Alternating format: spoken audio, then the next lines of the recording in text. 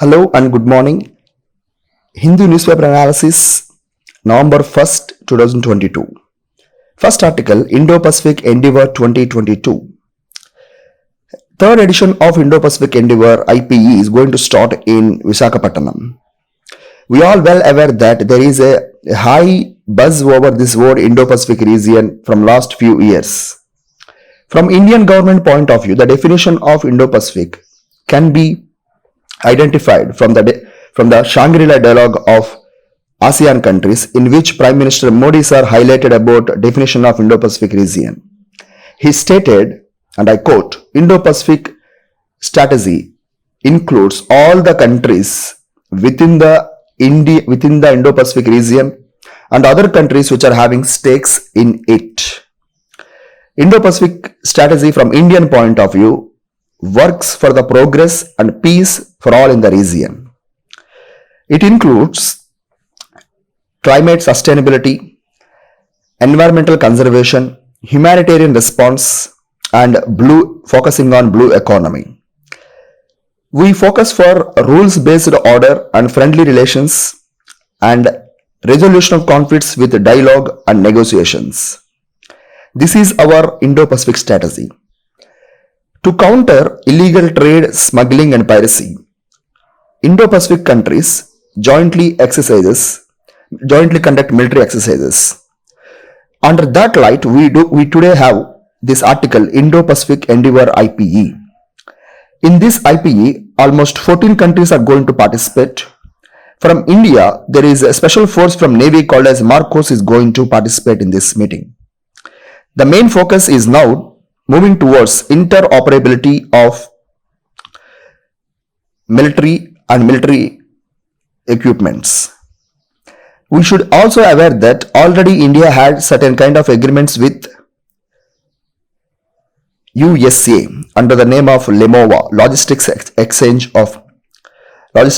Agreement, Military Agreement, LEOMA. Further, we do have such kind of agreement with Australia also for interoperability. So now Indo-Pacific countries focusing on interoperability. Let us wait and watch for the next things. Editorial talks about gun and the pen. This article highlights recent observations of Prime Minister Modi at the conclave of state home ministers, which explains that academicians, students are now facing terrorism charges. We should focus on one thing, that this article having some political representations. However, for our exam point of view, we need to highlight 3 or 4 important points. 1. According to NCRB, there was a rise in UPA charges against the people, that is Unlawful Activities Prevention Act. Under this act, if you are involving into terror related activities, but there is no definition for terrorism, the only thing is they defined on a general scale, not in a specific manner. Under UPA, the charges are rising, more and more cases are filing, but the conviction rate is very, very low. The low conviction says that it is rising questions over implementation of the act, because on political lines, there are a number of cases filed against many social activists. A recent release of Sai Baba is also an example. Further, we should also mention that article highlights the observations on police who are involving into arrest of number of people.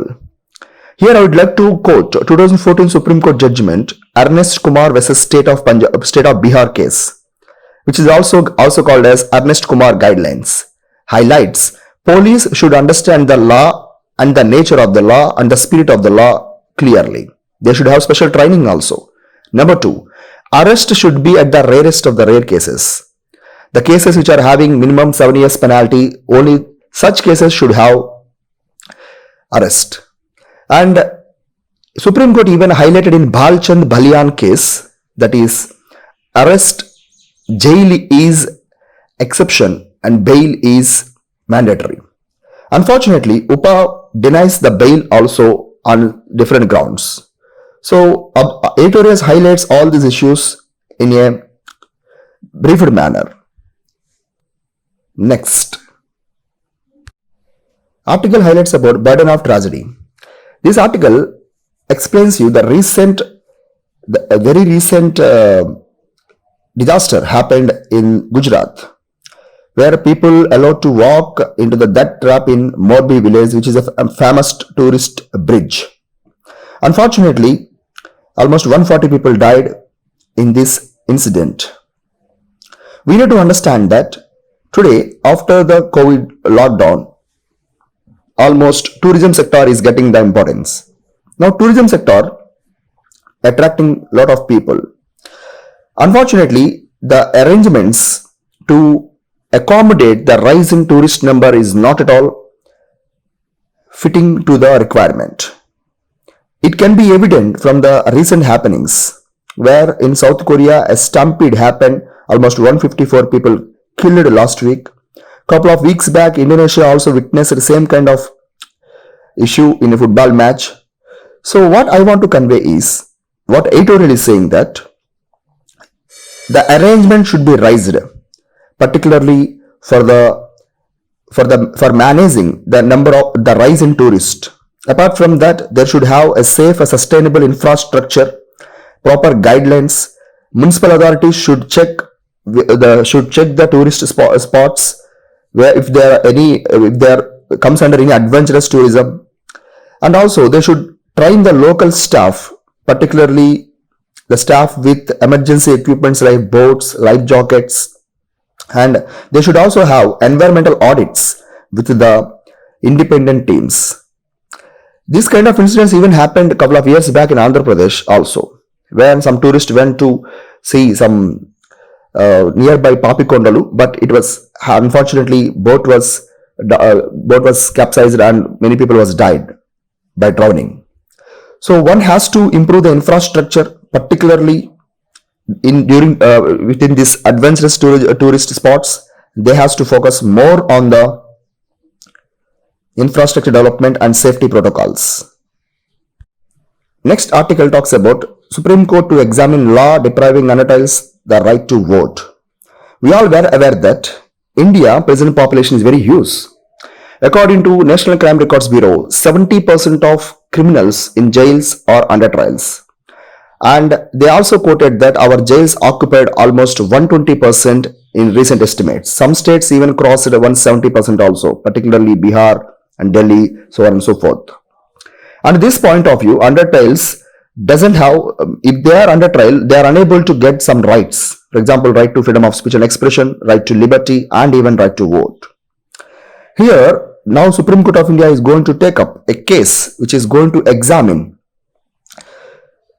the law depriving under trials right to vote.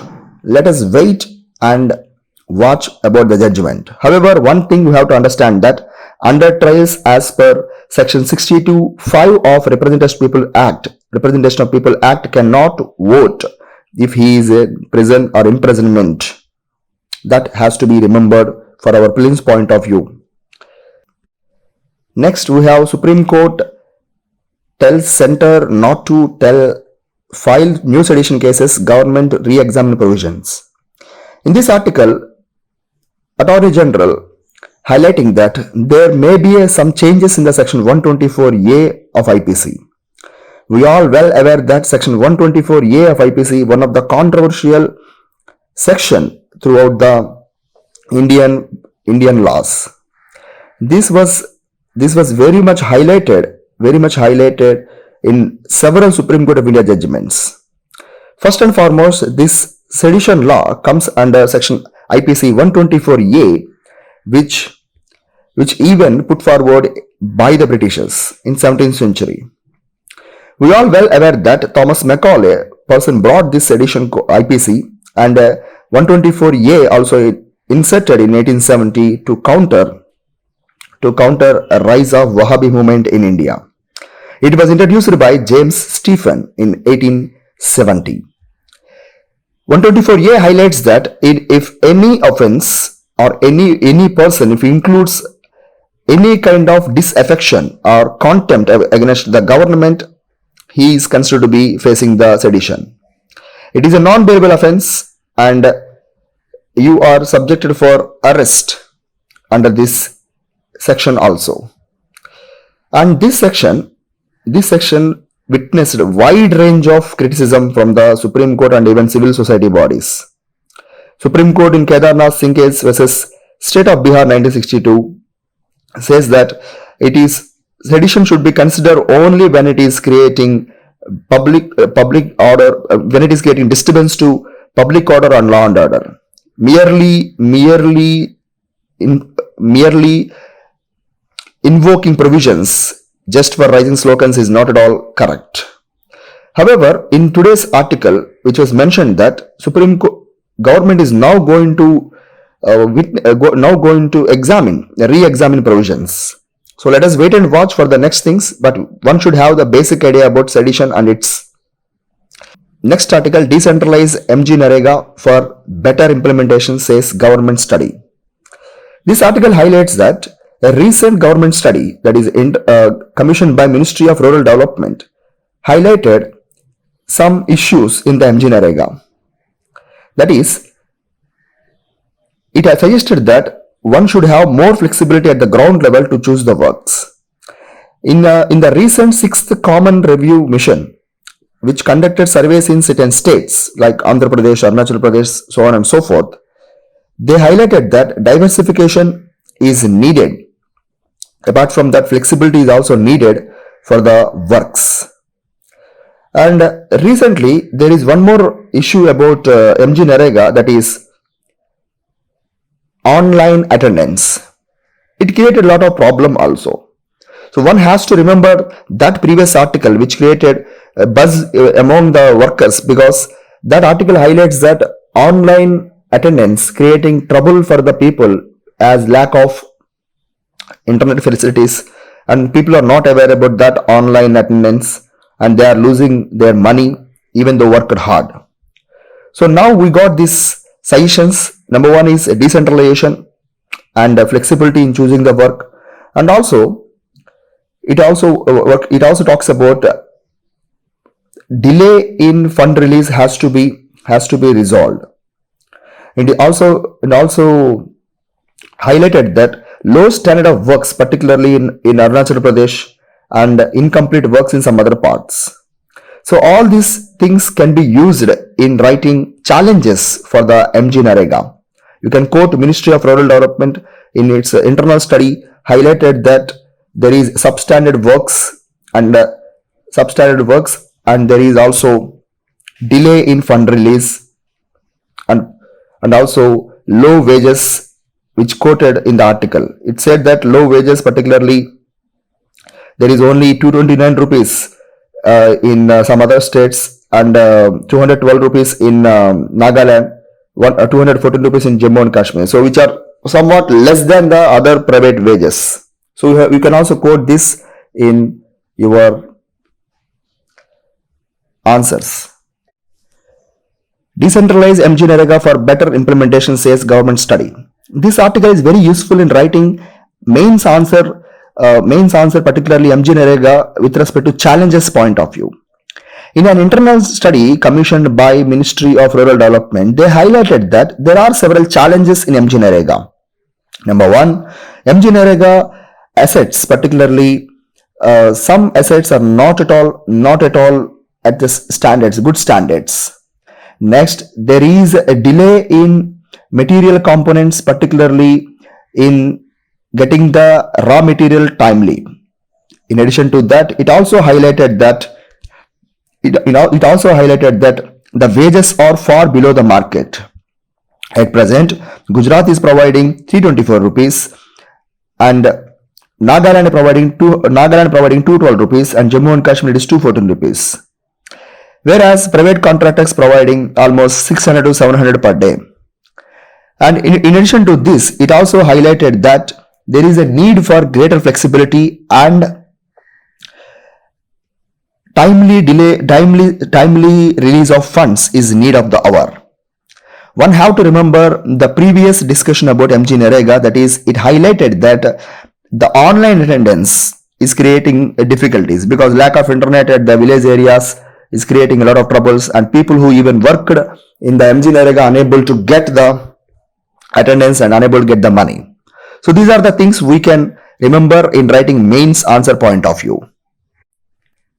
Next, social media can wield their algorithm power to red flag fake news. Chief Election Commissioner. This article can be useful again in writing mains answer, particularly challenges to elections in polity point of view, where social media or fake news is creating lot of impact on democracy and democratic values. So here is a suggestion given by Central Chief Election Commissioner Raju Kumar, and he said that social media, the tech giants can help in tackling the fake news. They can develop algorithms so where they can easily identify the fake news and they can eliminate which very easily. One can understand that they can easily eliminate the copyrights within few seconds of your upload. Whereas if they focus, definitely they can bring the algorithms to identify the fake news. Next, scientists welcome clearance to GM mustard for farming. GM mustard recently approved by Genetic Engineering Appraisal Committee, which works under Ministry of Environment, Forest and Climate Change. We all were aware that GM mustard or GM crops are genetically modifying crops which has a new properties to increase the yield, tolerance to herbicides, and they can resist the disease or drought. Of course, they can increase the nutrition value also. So these GM crops are getting a lot of criticism from environmentalists. However, India approved BT cotton, and which was widely used in Maharashtra and some other parts of India. But now it is GM mustard used right now for commercial use. The main advantages are increasing yield and benefits to the specific climates, particularly with respect to drought resistant areas. Of course, it will enhance the income of the farmers, and most importantly, it can tolerate the attacks of pests. Whereas environmentalists also signals disadvantages like manipulation of seeds, which is against the nature, and also environmental concern about these plants, particularly with the decrease of species diversity, where it may harm the insects which are not at all harmful to the plants. Ethical concerns about changing the nature and natural species is also one more issue.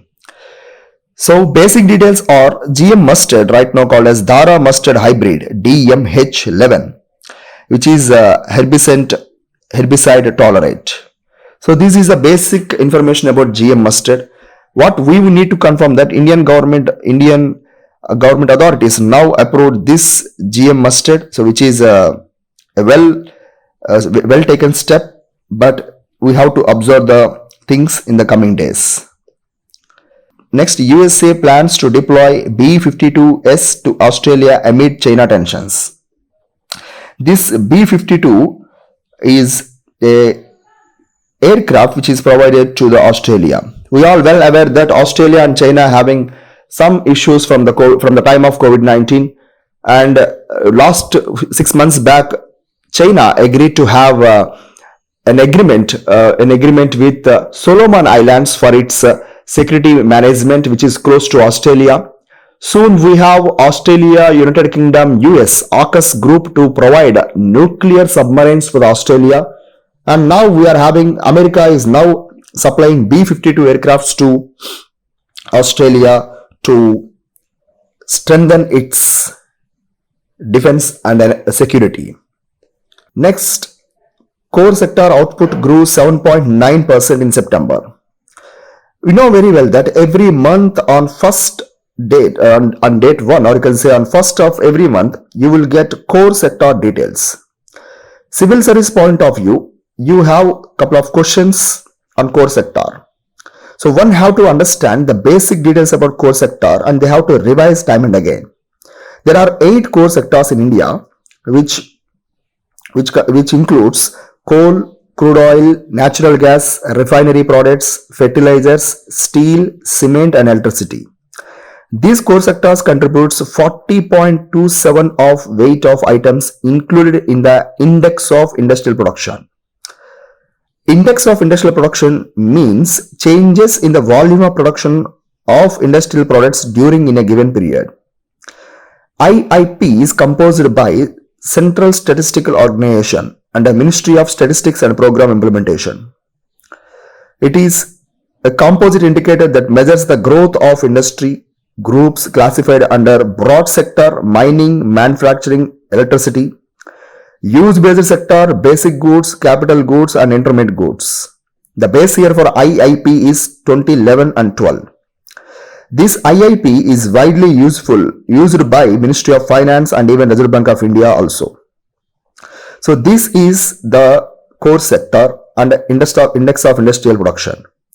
One should have the idea about weightage of core sectors. The highest weightage is given to refinery products, electricity, steel, coal, crude oil, natural gas, cement and fertilizers.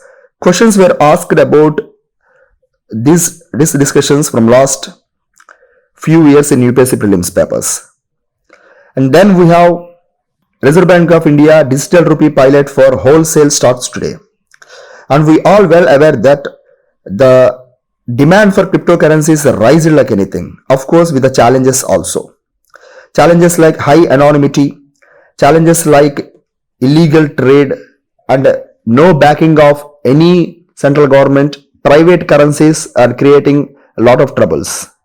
We are getting newspaper articles quoting that people are losing several lakhs and crores on the amount they invested in the private currencies and cryptocurrencies. So there is a time, so Government of India in recent budget mentioned about digital currency. So now taking that goal of Indian government budget, Government of India budget, today we are going to have RBI's digital rupee pilot for wholesale test today. That is, RBI is going to test digital rupee in the wholesale segment called as e-rupee. E-rupee, that is e-rupee W, is the test where central bank will try to use this for the online payments.